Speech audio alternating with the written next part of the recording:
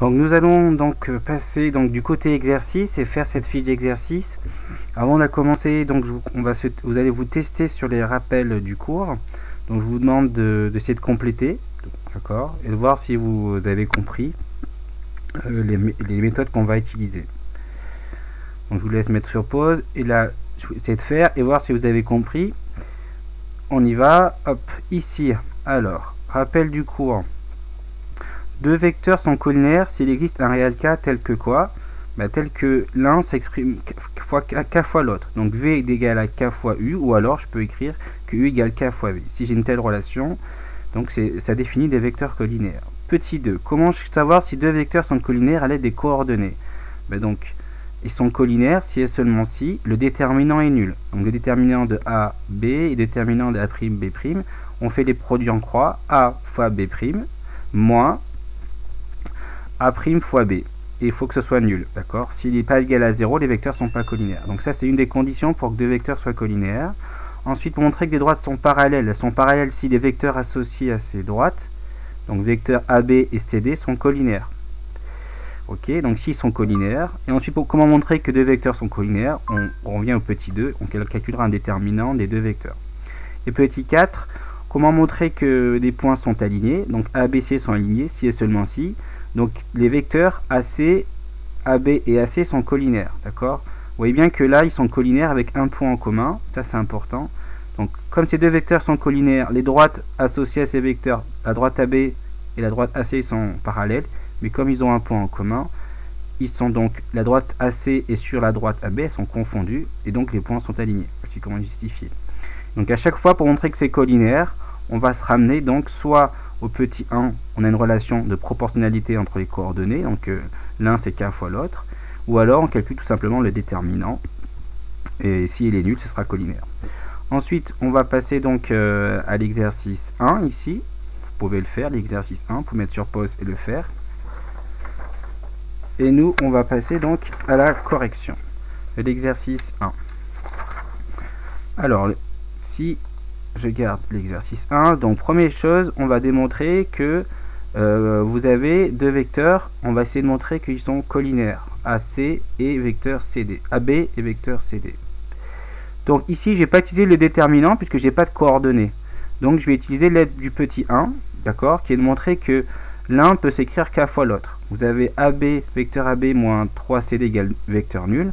Donc si j'ajoute 3 CD de chaque côté, vous voyez bien que moins 3 vecteurs CD plus 3 vecteurs CD, ça va s'annuler, il va rester vecteur AB. Et le vecteur nul plus les 3 vecteurs CD, 3 fois le vecteur CD, ça fait le vecteur 3. Ça fait donc 3 fois le vecteur CD. Donc ici, vous avez une relation de proportionnalité. Vous voyez bien que AB, c'est 3 fois le vecteur AB, c'est 3 fois le vecteur CD. Donc les vecteurs sont collinaires, puisque donc, je vous rappelle, que donc on a une relation, c'est le petit 1 du rappel que vous avez copié. L'un s'écrit K fois l'autre, donc d'où la lettre petit k ici. Petit 2, on va montrer que c'est collinaire. Là, on a les coordonnées des vecteurs U et V. Il suffit de calculer les déterminants. Donc de 2, 6, 3, 9. On fait la différence des produits en croix. 2 fois 9, 18. Moins 3 fois 6, 18. 18 moins 18, ça fait 0. Le déterminant est nul. Donc les vecteurs sont collinaires. Ensuite, on peut passer donc à question 3 et 4. Si vous essayez de le faire par vous-même. Donc 3 et 4, il faut montrer que le petit 3, que les droites sont parallèles. Enfin, on vous demande si les droites sont parallèles. Et l'autre, on vous demande si les points sont alignés. Dans les deux cas, il faut calculer les coordonnées de vecteurs et voir s'ils sont collinaires. S'ils sont collinaires, il y aura donc les droites sont parallèles ou les points sont alignés. Donc petit 3, ici, je calculé d'abord les coordonnées des vecteurs AB.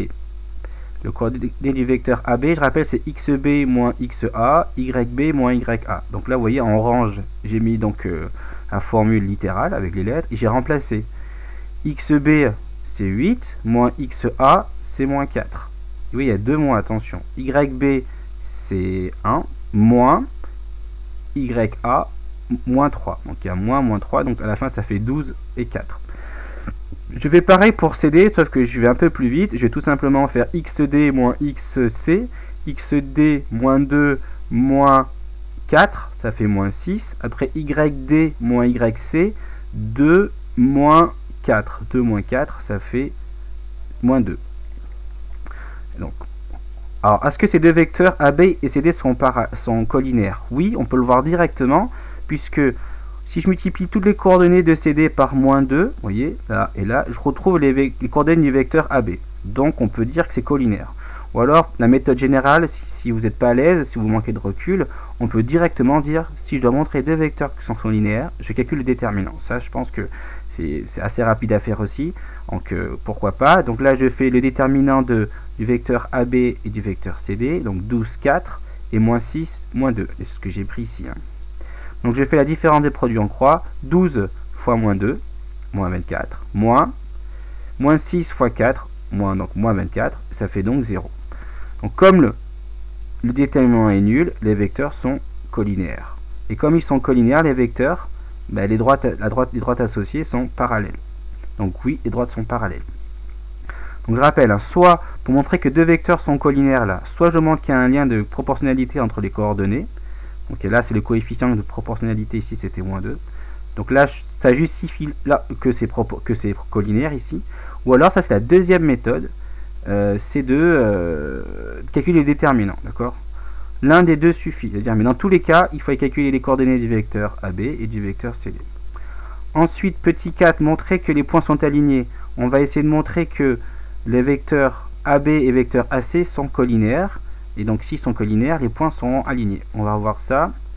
Donc, je calcule les coordonnées du vecteur AB.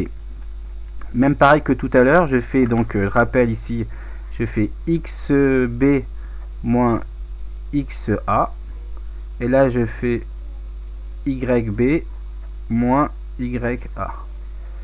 Ok, donc là ici je fais xb 2 moins 2, ça fait 4, yb moins ya 1 moins 3 moins 2. Je fais pareil ici pour ac, d'accord, je fais calculer comme je commence toujours par la ligne xc moins xa, vous trouvez moins 7, pardon, 7, et après je fais yc moins ya, et je fais des calculs, vous trouvez moins 3.